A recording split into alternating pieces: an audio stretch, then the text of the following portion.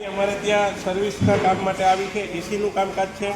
એસીના કામની અંદર એનું એસીનું ફિલ્ટર જામ છે અને અંદરથી અવાજ આવતો તો ફેન બરાબર હવા નહોતો ફેંકતો, તો આ અંદર ઉંદરે કે ગમે એણીએ કોથળી ચડાવી દીધી છે એટલે ફરફર અવાજ આવતો હતો.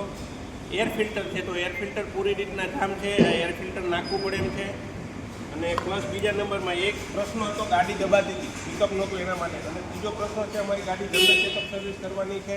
તો જનરલ ચેકઅપ સર્વિસ માટે કરાવ્યું તો એમાં અમે ઓઇલ પાણી ચેક કર્યા. આ ગાડીની અંદર 1 લીટરથી 1.5 લીટર જેટલું પાણી ઓછું હતું. તો હવે અમે એમાં ચેક કરવાના છીએ કે પાણી ક્યાંથી લીકેજ હતું અને કઈ જગ્યાએ ગયું છે, બરાબર છે. તો એના માટે અમે રેડિએટરની બધું ખોલીને ચેક કરવાના છીએ. અને એન્જિન ઓઇલનું ચેક કર્યું, એમાં એન્જિન ઓઇલ બિલકુલ છે નહીં, મતલબ 1.5 થી 2 લીટર જેટલું છે. તમે જો અહીંયા જોઈ શકો છો, જરાક એવું બતાવે છે. તો આની અંદર ઓઇલ ઓછું થવાનું કારણ શું છે? તો કે ભાઈ જર્મનની ગાડી છે તો એમાં ઓઇલ ઓછું થતું હોય કે ભાઈ 5000 કિલોમીટર પછી 1 લીટર ઓછું થતું હોય. પણ આની અંદર અમારે 2 જગ્યાએથી ઓઇલ લીકેજ છે. જેમ કે ટેપિટ કવરની અંદરથી તમે નજીક કેમેરો લઈ આવો, જોઈ શકાય. આ ટેપિટ કવર ઉપરથી બી ઓઇલ લીકેજ છે અને નીચે ટર્બોના ભાગેથી અહીંયાથી લીકેજ છે. અહીંયા લઈ આવો કેમેરો. હા, આ જે નીચે ટર્બોનો ભાગ છે ત્યાંથી તમે જોઈ શકો છો, નીચેના ભાગમાં લીકેજ છે. અને આ ટર્બોમાં થોડી એવી પ્લે છે, તો ટર્બો બી ઓઇલ ઉપાડે છે.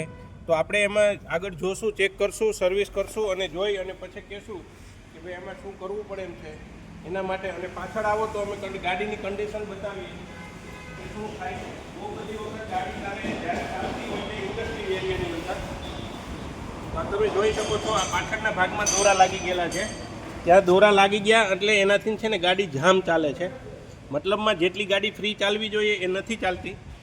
તો બે સાઈડે આવી રીતના દોરા લાગી ગયા છે. જનરલ ચેકઅપ સર્વિસ કરાવવાનું કારણ જ આ છે.